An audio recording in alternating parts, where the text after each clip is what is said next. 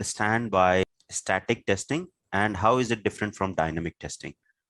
So static testing means the testing project related documents in the form of review, walkthrough, inspection is called static testing. And the dynamic testing means we are testing the software in the form of unit testing, integration testing, system testing, and user acceptance testing is called dynamic testing. And the static testing addresses the concern, are we building the right product? And the dynamic testing addresses the concern, are we building the product right? And the static testing will focus more on documents, while the dynamic testing will focus more on software. And the static testing can be done before the verification. Dynamic testing can be done after the validation. Right. So basically, so for example, yeah, please go ahead. The examples of the static testing means developer will write the code, and the code will be checked by the another developer before execution. So likewise, the test cases also will be tested by the another tester before execution. So it is the basic differences between the static testing and dynamic testing. It is also otherwise called as verification and validation. Yeah, right. Great points there. You mentioned it's more of a verification or basically going through the documentation. So it's sort of, as the name suggests, it's static in nature, right? So you don't execute the code. You don't launch the application, right? So in the static testing, we don't have to execute. Right. Can you name some of the static testing techniques? What all is used usually? Yeah, review and walkthrough, inspection. So reviews like the requirement review, the code review, the design review, the test case review, test execution review. And the walkthrough is a completely informal meeting. It is done whenever it's required. It consists of peer members or our colleagues, right? And the inspection is a formal meeting. They will send a formal mails to all the technical people who are all involved in the project, and that's it. Great. Yeah. So I think you have learned, like you have read a lot about things like reviews, walkthroughs. Yeah. What do you understand by peer review? So peer review means, so once we write the test cases means we will discuss with the colleague, and after that we have to get the approval from the test lead, from the test manager. So once we get the approval, we will start execute the test cases. Yes.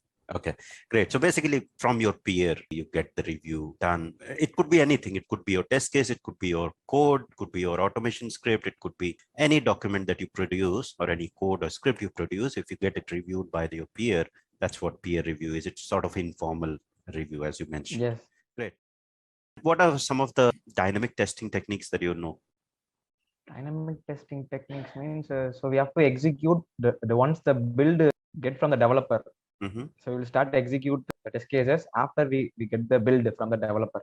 Right. So what are some of the types, like what types are included in dynamic testings? Like you mentioned about reviews, informal reviews, walkthroughs, they are static testing. Yes. What is dynamic testing? What are some of the types? Yeah, I'm not aware about that. You might be aware, but you might get confused. So like unit testing, what is unit testing? Oh, unit testing. Yes. The unit testing, integration testing, system testing, and user acceptance testing. This is the techniques for the dynamic testing. So unit testing means, so unit testing means developer will write a single code, all single program, and he will conduct the test on that single program. It's called unit testing. For example, if there is a module means, so he will write the single program to create the module, right? And he will conduct the test on that single program, whether it is absolutely the working fine or not. Yeah. This is the unit testing. Right. So like you mentioned, like dynamic testing is basically you execute the code and then that's what dynamic testing is. So any of these testing, like unit testing, system testing, integration, these testing are performed only when you execute something, right? So unit testing, you execute the code and developer writes that, as you mentioned. So unit is the smallest testable, whatever smallest part that can be tested. It can't be something which is standalone and can't be tested, right? So any unit is something which can be tested. So it's not just a piece of code which you can't test. You can't say that is a unit. A unit is a code that can be tested, right? So you can write a unit test code there. What do you understand by white box testing? So white box testing requires the detailed investigation of internal logical programs and structured code. So it is also called as open box testing or glass testing. So the developer, they only will know about the code, right? So we do the black box testing. Right. So that's basically you as a tester, when you get an application, you do not dig deeper into how the functions are written, how the functions are being called, modules within that, right? So it's more of when a person is doing unit testing, that's what white box testing is, because they are actually writing the code to test that particular module or application code that they have written. Okay, great.